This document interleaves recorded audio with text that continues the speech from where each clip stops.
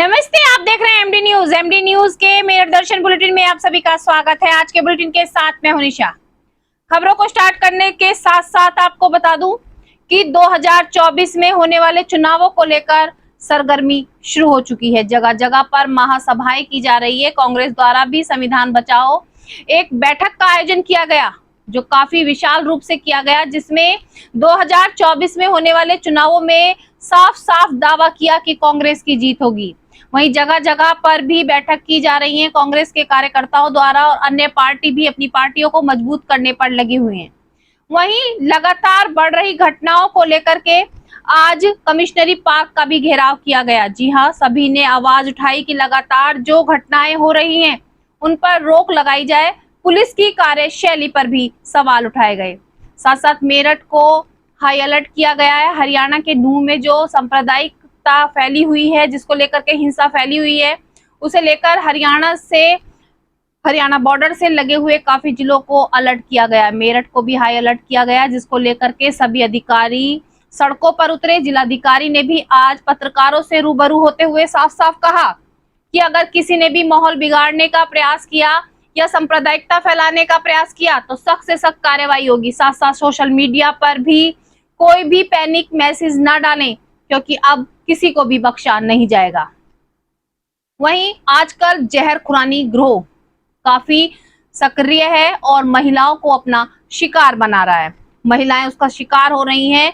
किसी भी अकेली महिला को देखकर कुछ भी सुंघा दिया जा रहा है, उसके साथ उसको कुछ खिला दिया जा रहा है, जिसके बाद महिला अपनी सुध बुध खो देती है और अपना सामान जो उसने पहना हुआ होता है, जो उसके पास पैसे होते हैं, निकाल कर खुद ही उनके हवाले कर देती है। ऐसी एक नहीं, दो नहीं, कई घटनाएं सामने आ चुकी हैं।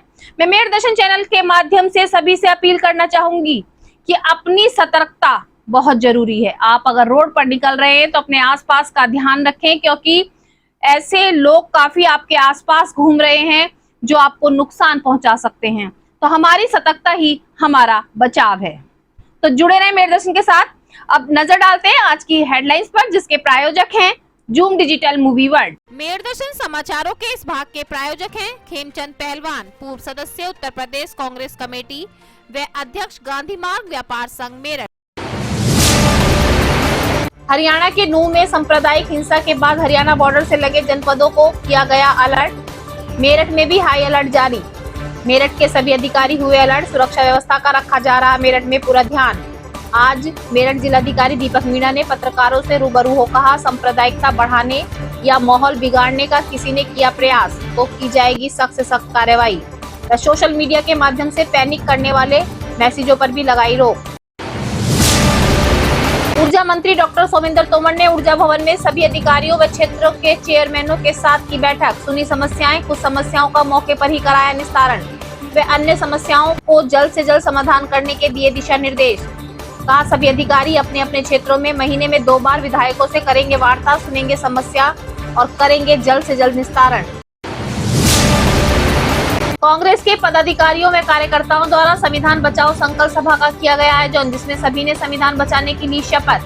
कहा, 2024 में देश में खुलेगी मोहब्बत की दुकान, बीजेपी की साजिशों को करेंगे बेनकाब। भारत का संविधान देश को जोड़ने का करता है काम, 2024 में कांग्रेस की होगी जीत। रामराज की बात करने वाले भाजपा सरकार का तानाशाही राज होगा खत्म। वित्त विहीन शिक्षक महासभा द्वारा प्रधानाचार्य पदाधिकारी सम्मेलन का किया गया आयोजन, जिसमें शिक्षकों के सामने आ रही परेशानियों पर किया गया विचार। जेनिफर फॉक्स प्रोडक्शन हाउस की टीम सीमा हैदर से मिलने पहुंची नोएडा। उदयपुर में दर्जी कन्हैया लाल साहू के साथ हुई घटना पर बन रही सत्य फिल्म में रो एजेंट का किरदार निभाएंगी सीमा हैदर। फिल्म निर्माता अमित जानी ने सीमा हैदर को भगवा शॉल उड़ाकर किया स्वागत। सीमा हैदर ने अमित जानी के पैर छूकर लिया आशीर्वाद। फिल्म डायरेक्टर जयंत सिंह व भारत सिंह ने सीमा हैदर का लिया ऑडिशन। बस अब इंतजार सीमा हैदर व फिल्म प्रोडक्शन टीम को एटीएस की रिपोर्ट का। देवात में हुई श्रद्धालुओं के साथ हिंसा के विरोध में आज हिंदू परिषद बजरंग दल के कार्यकर्ताओं ने कमिश्नरी पार्क पर हिंसा का किया विरोध। मुस्लिम जिहाद का फूका पुतला। इस आतंकी हमले में बजरंग दल के 2 कार्यकर्ताओं व अन्य समाज के सदस्य हुए बलिदान। उन परिवारों को 1-1 करोड़ रुपए, घायलों को 20-20 लाख रुपए देने की सरकार से की अपील। साथ ही जिहादियों को दिलाई जाए सख्त से सख्त सजा। मेरठ महानगर में लगातार बढ़ रहे अपराधों के विरोध में शिवसेना कार्यकर्ताओं ने एसएसपी कार्यालय का किया घेराव। पुलिस की कार्यशैली पर उठाए सवाल, जताया आक्रोश। कहा दर्जनों वारदात होने के बाद भी पुलिस नहीं करती कार्रवाई, नहीं लिखी जाती पीड़ितों की शिकायत। मेडिकल अस्पताल में अब तक हुई दर्जनों वारदातें, पुलिस द्वारा नहीं की गई कोई भी कार्रवाई। अब खबरें विस्तार से। हरियाणा के नूह में हो रही लगातार जो सांप्रदायिकता हिंसा फैली हुई है, उसको लेकर के हरियाणा बॉर्डर से जुड़े हुए सभी जिलों को, सभी राज्यों को हाई अलर्ट किया गया है। मेरठ को भी हाई अलर्ट किया गया है। मेरठ में सभी अधिकारी सड़कों पर उतरे हुए हैं। लगातार कैंप लगाकर सभी को जागरूक किया जा रहा है। सभी से कहा जा रहा है कि भाईचारे को कायम रखें, कोई भी सांप्रदायिकता, कोई भी हिंसा या कोई भी गलत कार्य ना करे, ताकि पुलिस को कोई ऐसी कार्रवाई करनी पड़े। आज मेरठ जिलाधिकारी दीपक मीणा पत्रकारों से रूबरू हुए। उन्होंने साफ साफ कहा कि किसी को भी नहीं बख्शा जाएगा। जगह जगह पर पुलिस बल तैनात किया गया है। सभी को हाई अलर्ट के माध्यम से जो हाई अलर्ट मेरठ के लिए घोषित किया गया है, उसी को लेकर के सभी को जागरूक भी किया गया है कि भाईचारा जहां आप सब कायम करके रखेंगे, कोई भी ऐसी घटना को जन्म ना दे कि कार्रवाई करनी पड़े। साथ साथ सोशल मीडिया पर मैसेज के माध्यम से सभी को पैनिक किया जाता है, उस पर भी रोक लगाई गई। उनका कहना है कि अगर किसी भी अकाउंट से सोशल मीडिया पर पैनिक मैसेज डाले गए या हिंसा को बढ़ाया गया, सांप्रदायिकता का कोई भी ऐसा तथ्य आगे सामने आया, तो उस व्यक्ति के खिलाफ सख्त से सख्त कार्रवाई की जाएगी। अलर्ट किया गया। प्रशासन किस तरीके से तैयार है अलर्ट को लेकर, क्या क्या तैयारियां हैं? नहीं, देखिए, जब से उधर की घटनाएं हुई हैं गुड़गांव में भी, नूह में, तो लगातार हम लोग इस पे सतत निगरानी रख रहे हैं और यहाँ पे काफ़ी शांतिपूर्ण माहौल है। जनपद में सभी स्टेक होल्डर से, सभी लोगों से हमारी संवाद स्थापित है और कहीं भी कोई भी व्यक्ति अगर कुछ भी उस टाइप की उग्र या गलत बात करेगा तो उसको फिर कठोर तरीके से टैकल भी किया जाएगा। तो अभी पूरे जनपद में शांति व्यवस्था कायम है और पूरी उम्मीद है कि ऐसे ही कायम रहेगी। सर, सोशल मीडिया पे वायरल करने वालों के लिए क्या हिदायत दी जाए? वो ऑलरेडी हम लोगों ने पहले भी सभी को दे रखा है कि आईटी एक्ट में और सोशल मीडिया में अगर कोई भी उस एक्ट के विरुद्ध कुछ भी मतलब एक तरीके से पब्लिश करता है या पोस्ट करता है जो अलाउड नहीं है, तो उनके खिलाफ उस एक्ट के तहत कार्रवाई भी की जाती है। बहुत सी समस्याएं लगातार सामने आ रही हैं, जिसको लेकर के ऊर्जा मंत्री सोमेंद्र तोमर ने ऊर्जा भवन में आज अधिकारियों और चेयरमैनों के साथ एक बैठक की। बैठक में सभी समस्याओं को सुना गया। जो समस्याएं सामने आई, उन समस्याओं में से कुछ समस्याओं का मौके पर ही निस्तारण करने के आदेश दिए। साथ साथ कुछ समस्याओं को जल्द से जल्द खत्म करने के लिए भी कहा और सभी को आदेश दिए गए कि सभी अधिकारी अपने अपने क्षेत्रों में विधायकों से बात करेंगे और जो समस्या क्षेत्रों की होगी, उन समस्याओं को जल्द से जल्द दूर किया जाएगा। महीने में कम से कम 2 बार विधायकों से संपर्क बैठक होगी, जिसमें जो जन की, समाज की जो भी समस्याएं हैं, उनको दूर करने का तुरंत प्रयास किया जाए।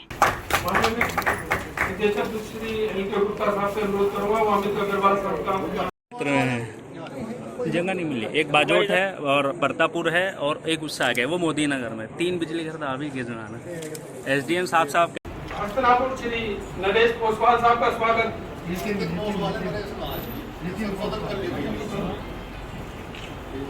पोसवाल साहब का स्वागत करें।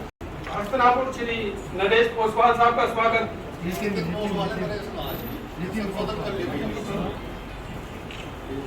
पोसवाल साहब का स्वागत करें। तो महेश कुमार जी जो हैं नगर पंचायत श्री के कर्मचारियों और अधिकारियों सबकी बैठक करी। एजेंडा क्या है? उत्तर प्रदेश के यशस्वी मुख्यमंत्री पूज्य योगी आदित्यनाथ जी के नेतृत्व में हमारे विभागीय मंत्री आदरणीय ए.के. शर्मा जी के द्वारा पूरे प्रदेश के अंदर 31 जुलाई से लेकर 6 अगस्त तक हम लोगों ने उपभोक्ता जनप्रतिनिधि सभी के साथ बैठकर उनके सुझाव और जहाँ जहाँ समस्या है उनको लेने का प्रयास इस बैठक के द्वारा किया गया। आज हमारी बैठक ये मेरठ डिस्कॉम में पश्चिमांचल में यहाँ पर हुई है।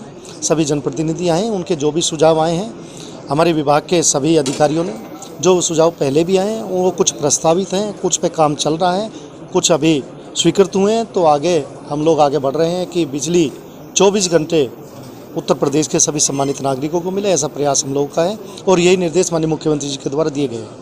सर कुछ बिजली घरों को लेकर के, ज़मीन को लेकर के इशू है, आपके क्षेत्र में भी है और तमाम ज़िले में भी है। शासन और प्रशासन जो है बनाना भी चाह रहे हैं, लेकिन ज़मीन को लेकर के एक इशू है, कैसे सॉर्ट आउट? नहीं, ज़मीन का कोई विषय नहीं है। कहीं विषय यदि किसी का आया भी है तो हम लोग मानिए जो हमारे प्रशासनिक अधिकारी हैं उनसे बात करके ज़मीन उपलब्ध कराई जाएगी। और ज़मीन का विषय कहीं मुझे लगता है कि कहीं इस तरह की कोई समस्या नहीं है, क्योंकि जो लोगों ने इस तरह की ज़मीनें कब्जा रखी है, अब योगी जी के राज में सारी ज़मीनें वो खाली करवा दी गई है। अच्छा, मेरठ जो है मुख्यालय है, नो ट्रिपिंग जोन भी है, इसको 24 घंटे बिजली का प्रोविजन है, लेकिन व्यवस्था अभी चरमराई हुई है, कैसे इसको करें? देखिए 24 घंटे ही बिजली विभाग के द्वारा दी जा रही है। कहीं कोई प्राकृतिक आपदा या कहीं तकनीकी कारणों से कहीं कोई दिक्कत होती है तो उसे ठीक करने में जो समय लगता है उसके वजह से बिजली बाधित हो सकती है, लेकिन हम 24 घंटे बिजली पूरे मेरठ के लिए दे रहे हैं। ठीक, थैंक यू। 2024 में चुनाव होने वाले हैं। जी हाँ, मैंने आपको लगातार बताया और दिखा भी रही हूँ कि किस तरीके से पार्टियां कार्य कर रही हैं और अपनी पार्टी को मजबूत करने के लिए 2024 में जीत हासिल करने के लिए कार्यक्रम किए जा रहे हैं। काफी समय से कांग्रेस के पदाधिकारी व कार्यकर्ता तैयारियों में लगे हुए थे कि एक संविधान बचाओ और देश बचाओ को लेकर के एक बैठक का आयोजन किया गया, जो काफी बड़े स्तर पर थी। सभी जो इसमें राष्ट्रीय लोग थे वो भी जुड़े हुए थे, साथ साथ कांग्रेस पार्टी के पदाधिकारी कार्यकर्ता सभी लोगों ने काफी मेहनत करके इस सभा का आयोजन किया। इसमें साफ साफ सभी ने अपने अपने विचार रखे और कहा कि 2024 में कांग्रेस विजय होगी, क्योंकि कांग्रेस द्वारा अब मोहब्बत की दुकान खुलने वाली है। जी हाँ, उन्होंने कहा कि भाजपा सरकार द्वारा सभी के दिल में नफरत पैदा की जा रही है। सीधा सीधा भाजपा पर निशाना साधते हुए पदाधिकारियों ने कहा कि भाजपा द्वारा सभी को भड़काया जा रहा है, मुस्लिम दलितों पर अत्याचार किए जा रहे हैं, महंगाई बढ़ती जा रही है। लेकिन अगर 2024 में कांग्रेस आती है तो वो इन सभी समस्याओं को दूर करेगी, सबको साथ लेकर चलेगी और प्रेम भाव सभी के दिल में जगाया जाएगा। कांग्रेस के सभी पदाधिकारियों ने चुनाव को लेकर और इस संविधान के जो लेकर एक सभा की गई, इसमें अपने अपने विचार रखे और किस तरीके से पार्टी को और मजबूत करना है उसके बारे में भी सभी ने अपने अपने विचार रखे।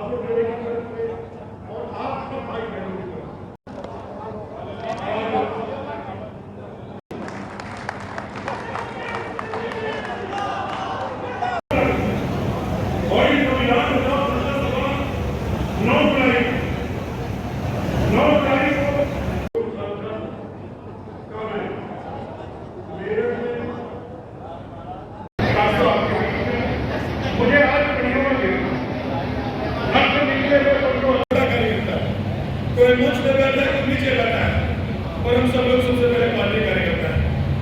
क्या बोला जा रहा है? हमारे अपर कास्ट को बेवकूफ बना दिया, हमारे ब्राह्मण समाज को बेवकूफ बना दिया, कह दिया भाई 10% आरक्षण अपर कास्ट को मिलेगा, 50% से ज्यादा आरक्षण हो नहीं सकता संविधान में व्यवस्था, और 50% आरक्षण हो चुका है, तो ये 10% आरक्षण कहाँ से देंगे? ये 10% आरक्षण कहाँ से देंगे? मेरे दोस्तों, ये आज तक किसी श्रवण को, किसी ब्राह्मण को एक भी नौकरी आरक्षण के तहत नरेंद्र मोदी ने नहीं दी। कोरा झूठा है, बैकवर्ड को धोखा, शेड्यूल कास्ट को धोखा, शेड्यूल ट्राइब को धोखा, शेड्यूल ट्राइब और शेड्यूल कास्ट की इज्जत नहीं बच रही। मध्य प्रदेश में तुम्हारी सरकार है, तुम्हारा भाजपा का नेता एक शेड्यूल कास्ट नौजवान के ऊपर खड़े होकर पेशाब करता है, सर में पेशाब करता है। यही संविधान है, इसलिए आज संविधान को बचाने की जरूरत है। और आज हम संकल्प लेने जा रहे हैं कि जब तक संविधान को तोड़ने वाली पार्टी भारतीय जनता पार्टी को उखाड़ नहीं फेंकेंगे, तब तक हम चैन से नहीं बैठेंगे, नहीं बैठेंगे, नहीं बैठेंगे। जय हिंद, जय भारत। अगर हम चुनाव को चुनाव के तरीके से देखें तो ये हमारी एक भूल हो सकती है। हमें इस देश की आज़ादी को बरकरार रखने के लिए चुनाव लड़ना है। और ये चुनाव आपका आने वाला है। इसलिए मैंने कहा है कि संविधान बचाओ, तो संविधान बचाने का काम तो कांग्रेस पार्टी और कांग्रेस पार्टी के नेता लगे हुए हैं, लेकिन संविधान बचाने का संकल्प आपको लेना है। अगर आपने संकल्प ले लिया तो ये संविधान बच जाएगा, और संविधान बच जाएगा तो हम समझते हैं लोकतंत्र बच जाएगा, और जब लोकतंत्र बच जाएगा तो ये देश में जिस तरीके का अमन चैन है, ये अमन चैन भी बरकरार रह सकता है। ये भारतीय जनता पार्टी की सरकार कहीं हिंदू को मुस्लिम से लड़ा रही है, तो कभी मुस्लिम को हिंदू से लड़ा रही है, कभी मंदिर और मस्जिद के नाम पे लड़ा रही है, तो कभी गाय और बैल पे लड़ा रही है। इस तरीके की लड़ाई को हमें बहुत बारीकी से समझना होगा। अगर हम समझने में गड़बड़ हुए तो आने वाली पीढ़ी हमें माफ नहीं करेगी। इसलिए हमने इस बात को लेकर के आपके बीच में आना उचित समझा। दोस्तों, मैं पिछले 9 जुलाई से लगातार चल रहा हूँ। 9 जुलाई से लगातार चल के ये पश्चिम का दूसरा कार्यक्रम, पहला कार्यक्रम आपने जो बुलंदशहर कार्यक्रम पहले करवाया है, उससे कहीं ज़्यादा भीड़ आप लोगों ने यहाँ इकट्ठी की है। जिन साथियों ने इन लोगों को सबको यहाँ बुलाने का न्यौता दिया है, वो सारी टीम। यही तो खूबसूरती है देश के संविधान की, और उसी खूबसूरती के साथ आज देश के संविधान पे जो हमला हो रहा है उसको रोकने के लिए कांग्रेस पार्टी निकल पड़ी। तो संविधान बचाओ संकल्प सभा के जरिए आप प्रदेश के कोने कोने में जाएंगे और कार्यकर्ताओं को संकल्प दिलाएंगे कि मिशन 2024 को फतेह करना। हाँ बिल्कुल, उसमें 2024 भी शामिल है। अगर हम 24 में नहीं जीतेंगे तो हम संविधान को बचा कैसे पाएंगे। संविधान को बचाने के लिए कांग्रेस ने जो बीड़ा उठाया है, वो तो उसका रास्ता 24 पे ही जाता है, और 24 में इंडिया जीतेगा ऐसे कोई रोक नहीं सकता। 24 में इंडिया जीतेगा, लेकिन जिस तरह से गठबंधन का दौर आजकल जारी है, आजकल खासतौर से उत्तर प्रदेश में एनडीए भी तरह तरह के गठबंधन कर रहा है, और कई गठबंधन के कयास भी लगाए जा रहे हैं। ऐसे भी कयास लगाए जा रहे हैं कि बीजेपी और बीएसपी का भी गठबंधन हो सकता है। ऐसे गठबंधन को लेकर के क्या कहेंगे, गठबंधन की सियासत? कोई किसी का गठबंधन हो, सब स्वतंत्र हैं, लेकिन इंडिया जीतेगा इतना मुझे भरोसा है। पिछले गठबंधन में बहुत से ऐसे नेता थे जो अब बीजेपी के साथ हैं, एनडीए के साथ चले गए, तो क्या लगता नहीं है कि जिस तरह से इंडिया का गठबंधन बन रहा है, एनडीए भी अपना गठबंधन बढ़ा रहा है, और नेता जो पिछले साथ में थे वो छोड़ के जा रहे हैं? कौन किसके साथ जा रहा है, कौन किसके साथ नहीं जा रहा है, इसका कैलकुलेशन करने की हमें ज़रूरत नहीं है, क्योंकि इंडिया हमेशा जीता है, फिर एक बार जीत रहा है। लेकिन इतनी सारी गठबंधन में पार्टियां हैं, तो सीटों के बंटवारे को लेकर अभी से जो है तो वो आपस में कोई, ये आपको पता होगा, लेकिन मुझे पता है कि इंडिया जीतेगा।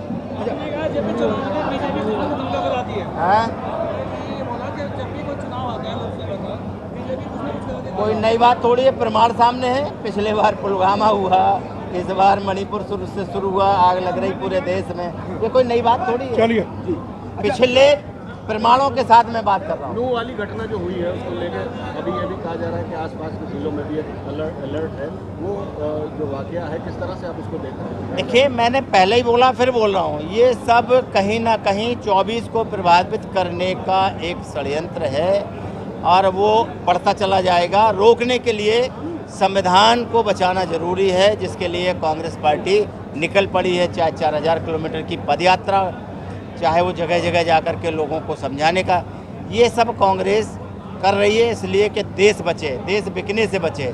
टुकड़ा टुकड़ा करके देश को बेचने वाले लोग हैं, उन्हें इस देश को बेचने का राइट नहीं है, संविधान इजाज़त नहीं देता है, लेकिन फिर भी बेच रहे हैं। तो कांग्रेस की जिम्मेवारी है, क्योंकि कांग्रेस के उन तमाम अमर शहीदों ने इस देश को आज़ाद कराया, जिनका नाम राष्ट्रपिता महात्मा गांधी, जवाहरलाल नेहरू हैं, बाबा साहब अम्बेडकर हैं, अशफाकुल्लाह हैं। सभी धर्म और जाति के लोगों ने इस देश को आज़ाद कराने में अपनी अपनी जान की आहुति दी है। उससे उनके जो उत्तराधिकारी हैं वही इस देश को बचा सकते हैं। अविश्वास प्रस्ताव भी 8 तारीख से उस पर बहस भी होने वाली है, उसको लेकर क्या कहेंगे? जब देश का प्रधानमंत्री इतनी बड़ी घटना पे 36 सेकंड आपसे रूबरू होता है, महज 36 सेकंड, और 36 सेकंड का जो भाषण है उसमें भी इधर उधर के प्रदेशों को लेकर के, अरे सीधे बोलो ना, मणिपुर में ये क्यों हुआ? तुम्हारा मुख्यमंत्री है, तुम्हारी सरकार है, इसके बाद भी एक अल्पसंख्यक समाज के लोगों पर उस बेटी के साथ जिस तरीका कृत्य हुआ है वो देखने में शर्म आता है, और ये उस पर मणिपुर का माँ बोलने के लिए तैयार नहीं है। कैसा देश चला रहे आप? यही भारत की संस्कृति है, यही देश के प्रधानमंत्री का कर्तव्य है। कसम तो बड़ी बड़ी खाते हैं, संविधान की कसम खा के कहते हैं ये नहीं होने देंगे, वो नहीं होने देंगे, लेकिन जो नहीं होने देंगे वही करवा रहे हैं। तो ये जिम्मेवारी बनती है कांग्रेस की कि कांग्रेस के सिपाही इस देश को बचाने में आगे आए।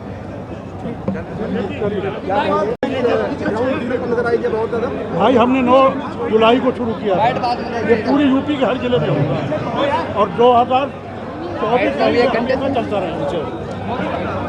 आपने गणेश वंदना भी याद की? मुझे बहुत कुछ याद है। मैंने श्रीमद् भागवत गीता पढ़ी है, चारों वेद पढ़े हैं, वाल्मीकि रामायण पढ़ी है, रामचरितमानस पढ़ी है, स्मृतियाँ पढ़ी हैं। रामचरितमानस का बाल कांड से लेकर लंका कांड तक ज़बानी याद है, कभी मौका लगेगा तो पढ़ूंगा। शिक्षकों के सामने कुछ समस्याएं ज्यादा ही आ रही हैं। बार बार शिक्षक अपनी समस्याओं को लेकर आवाज भी उठा रहे हैं। उसी को लेकर वित्तविहीन शिक्षक महासंघ द्वारा प्रधानाचार्य पदाधिकारियों की एक बैठक की गई, एक महासभा की गई, जिसमें शिक्षकों के सामने आ रही समस्या को लेकर के सभी ने अपने विचार रखे। कहा कि शिक्षक देश के भविष्य को तैयार करते हैं और उनकी समस्या को अनदेखा किया जा रहा है।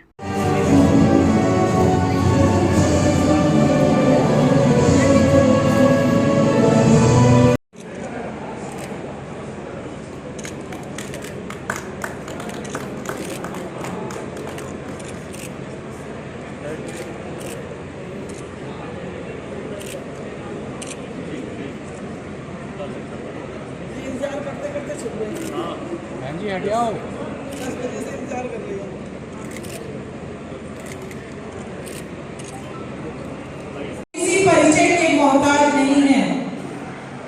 ऐसे पुष्प उपवन में सदियों बाद ही खिलते हैं। उनके सम्मान में मैं कुछ लाइनें कहना, अपने अतिथियों का स्वागत भगवान की तरह करते हैं। आयोग का गठन कर दिया गया है, ये आप सभी जानकारी में है, और जल्द ही वो अपना काम करना शुरू कर देगा। उसके सदस्यों का भी चयन जल्द हो जाएगा। सत्र के दौरान, सत्र के तुरंत बाद इसकी तैयारी हो जाएगी। दूसरे जो भी थोड़ा पहले चर्चा हो रही थी, वित्त विहीन के लिए या स्ववित्त पोषित संस्थाओं के लिए, उनके शिक्षकों के लिए सरकार ने बहुत महत्वपूर्ण कदम उठाए हैं। उनकी चर्चा हम लोग यहाँ करेंगे। जिस तरह से राज्य के शिक्षकों को उत्तर प्रदेश सरकार और राष्ट्रपति पुरस्कार मिलता था, वो पुरस्कार इनको भी मिले, उसका भी हमारी सरकार ने शुरू किया है। उनको दिया जा रहा है, पुरस्कार दिया जा रहा है, उनको सम्मान दिया जा रहा है। और अब हमारी केंद्र सरकार ने CBSE के स्कूलों को भी उसमें शामिल कर दिया कि उनके शिक्षकों को भी राज्य के पुरस्कार मिलेगा। तो शिक्षकों के हित में हमारी सरकार ने कई फैसले लिए हैं, उनकी चर्चा हम लोग यहाँ इसमें परीक्षा को लेकर भी मेरा सवाल था। 1 साल से 14 लाख अभ्यर्थी पूरी यूपी के इंतजार कर रहे हैं, फॉर्म भरे हुए हैं, लेकिन परीक्षा अभी तक नहीं हुई। आयोग बन गया है, अब इसकी परीक्षा भी जल्द करा दी जाएगी। शिक्षक महासंघ का प्रोग्राम है, आप आए हैं, मेरे पहली बार आए हैं, राज्य मंत्री का दर्जा आपको प्राप्त है, क्या कहेंगे इसमें? एक तो अभी जब से यहाँ हमारे बड़े भाई श्री चंद्र शर्मा जी बहुत लंबे समय के बाद शर्मा गुट को हरा करके MLC हुए हैं, रोके नहीं क्या? तो अभी इनका जो ये 9 जिला है, उस 9 जिलों के बीच में एक साथ बैठना नहीं हो पाया था, तो यानी सम्मान नहीं हो पाया था। तो आज प्रसन्नता है कि हमारे बीच में है, हम पूरे 9 जिले के लोग उनका सम्मान करेंगे। दूसरा जो वित्तविहीन का प्रबंधक प्रधानाचार्य शिक्षक साथी है, इनके उन्नति के लिए कि ये विद्यालय भी आगे बढ़े। एक समय था जब इनको 2M दर्जे का लोग मानते थे, इनके शिक्षकों को लोग अयोग्य कहते थे, कुछ लोग इनको परचून की दुकानें कहते थे, जबकि आज पूरे देश में 93% शिक्षा वित्तविहीन शिक्षकों के ऊपर है। मात्र 7% शिक्षा ही जो एडेड कॉलेज हैं या जो राजकीय कॉलेज हैं, जो सरकारी कॉलेज हैं, वो दे पा रहे हैं। तो इनका हम धन्यवाद करने आए हैं और इनके जो उन्नति के लिए विद्यालय अच्छे चलें, उनके शिक्षकों को अच्छी तनख्वाह मिले और उनके जो प्रधानाचार्य हैं उनका जैसे एडेड और राजकीय के प्रधानाचार्य का सम्मान होता है, वैसे ही इनका सम्मान हो, इसके लिए हम लोग एक गोष्ठी कर रहे हैं, सम्मेलन कर रहे हैं। वैसे सर देखा गया है कि मानदेय भी इन लोगों को नहीं मिलता, बड़ी परेशानी आती है। इस पे आप आगे क्या करने वाले हैं? देखिए, मानदेय चूँकि ये अपने स्वयं के विद्यालय खुले हैं इनके, और स्वयं ही वो उन लोगों ने अपॉइंटमेंट किया है, तो अभी सरकार से मानदेय जैसी कोई बात नहीं चल रही है। लेकिन इनको अच्छी फीस मिले और उससे अच्छा इनको वेतन मिले। जो अच्छा विद्यालय चला रहे हैं उनके प्रबंधक इनको 75%, 80%, 65% के रूप में केवल वेतन में दें। इस अभियान में हम लोग लगे हुए हैं। नहीं, नई घोषणा तो सरकार करती है। हम ठीक है, सरकार के अंग हैं, लेकिन हम सरकार नहीं है, तो हम लोग इनके लिए सिफारिश करते हैं माननीय मुख्यमंत्री जी से। उमेश द्विवेदी। से सवाल है कि बेसिक से लेके उच्च शिक्षा तक आयोग का गठन किया गया है, कब तक आयोग अस्तित्व में आएगा और कब से भर्तियां शुरू होगी? इसी के महाभारत कालीन नल्लड़ महादेव के मंदिर में पहुंच रहे श्रद्धालुओं की भीड़ पर जो अत्याचार किया जा रहा है, अन्य समुदाय द्वारा उन पर पथराव किया जा रहा है, आगजनी की जा रही है, पेट्रोल बम फेंके जा रहे हैं, उसको लेकर के जो सांप्रदायिकता फैल चुकी है। आज विश्व बजरंग दल के पदाधिकारी व सभी कार्यकर्ता कमिश्नरी पार्क पर पहुंचे और उन्होंने धरना प्रदर्शन करते हुए आवाज उठाई। उन्होंने कहा कि 2 बजरंग दल के कार्यकर्ताओं के साथ साथ बहुत सारे श्रद्धालु बलिदान दे चुके हैं अपना, और अभी भी उस पर रोक नहीं लगाई गई है। आपको मैंने अभी भी दिखाया कि किस तरीके से हरियाणा बॉर्डर से लगे सभी क्षेत्रों को, सभी राज्यों को और सभी जिलों को हाई अलर्ट किया गया है, क्योंकि सांप्रदायिकता फैलाई जा रही है। सभी से कहा भी गया है कि सभी को सावधान रहना है, कोई भी इस तरीके से हिंसा ना फैलाए। आज विश्व बजरंग दल के कार्यकर्ताओं ने आवाज उठाते हुए कहा कि जो उसमें बलिदान हुए हैं उनको 2-2 करोड़ रुपए दिए जाएं, साथ साथ जो घायल हुए हैं उनको 20-20 लाख रुपए देकर सरकार सहायता करे, और साथ साथ जो इस तरीके की हरकतें कर रहे हैं, सांप्रदायिकता फैला रहे हैं, हिंसा कर रहे हैं, उनके खिलाफ सख्त से सख्त कार्रवाई की जाए।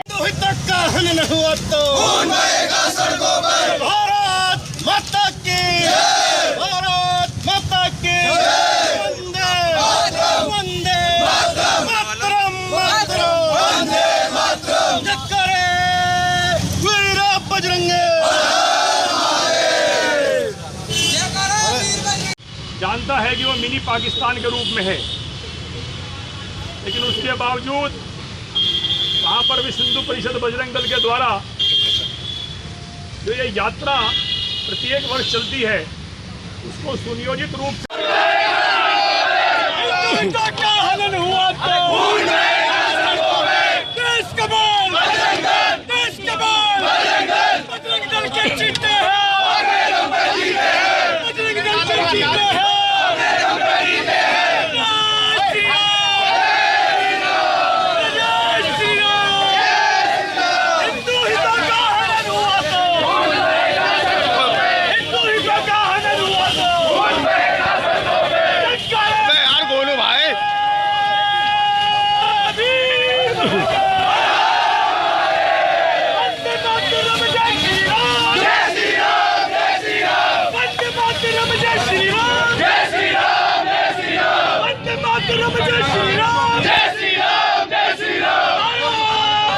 एक मिनट रुक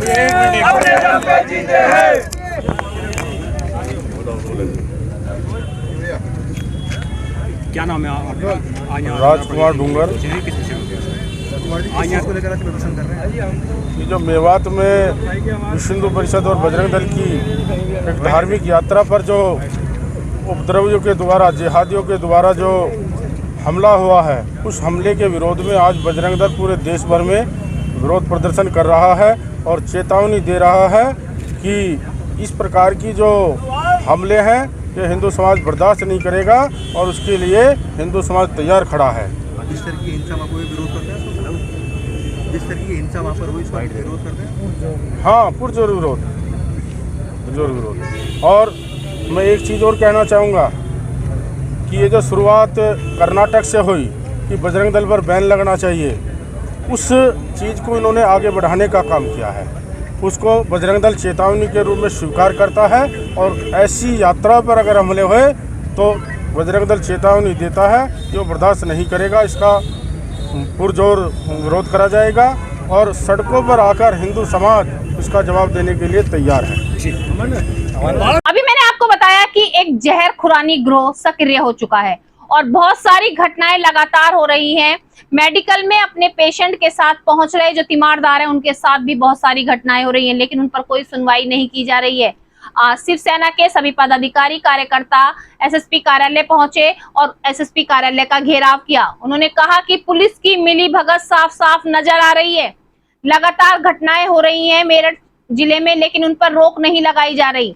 पुलिस के पास अगर पीड़ित पहुंच रहा है इंसाफ के लिए, कंप्लेंट कराने के लिए, तो पुलिस द्वारा कंप्लेंट नहीं की जा रही। मेडिकल क्षेत्र में यानी कि मेडिकल थाने में भी बहुत सारी घटनाएं हो चुकी हैं, दर्जनों घटनाएं हो चुकी हैं, लेकिन अभी तक कोई कार्रवाई नहीं की गई। मेडिकल परिसर में जो कैमरे लगे हुए हैं वो सभी बेकार हैं, उन्हें सही नहीं कराया गया, जिससे घटनाओं का खुलासा भी नहीं हो पा रहा है।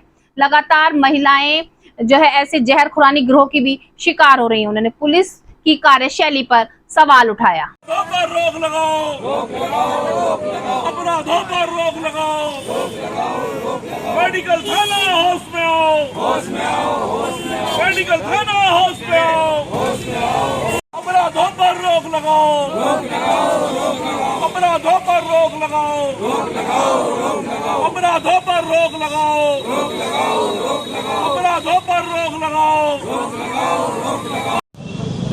क्या नाम है आपका? यहाँ धरना प्रदर्शन के लिए धर्मेंद्र तोमर, शिवसेना प्रदेश महासचिव। हमारी प्रदेश सरकार अपराध मुक्त प्रदेश का नारा देती है, लेकिन मेरठ में अपराध बेलगाम हो रहा है। कारण है ये जितना भी अपराध हो रहा है इसमें कहीं ना कहीं पुलिस इन्वॉल्व है। पुलिस की मिली भगत से मेरठ के अंदर अपराध हो रहा है। उसका एक ताज़ा उदाहरण हमें देखने को मिला थाना मेडिकल में। थाना मेडिकल में 3 जुलाई को एक महिला सरोज वो अपने शुगर की दवाई लेने के लिए मेडिकल कॉलेज पहुंची। उस महिला को एक जहर खुरानी गिरोह की महिला ने बेहोश किया, उसके जेवर लूटे, उसका धन लूटा, उसके मोबाइल लूटा, और ये सारी घटनाएं कैमरे के सामने हुई। जब वो महिला के परिवार वाले थाने पहुंचे एफआईआर के लिए मांग करी तो एफआईआर दर्ज नहीं की गई। कैमरे के बारे में पहले बताया गया कि कैमरे में। आज के मेरठ दर्शन बुलेटिन में बस इतना ही। तेज और ताजा खबरें जानने के लिए देखते रहिए मेरठ दर्शन। यदि आप भी हमारे साथ जुड़ना चाहते हैं या स्पेशल बुलेटिन बनवाना चाहते हैं तो नीचे दिए गए नंबर पर संपर्क करें, सब्सक्राइब करें एमडी न्यूज मेरठ।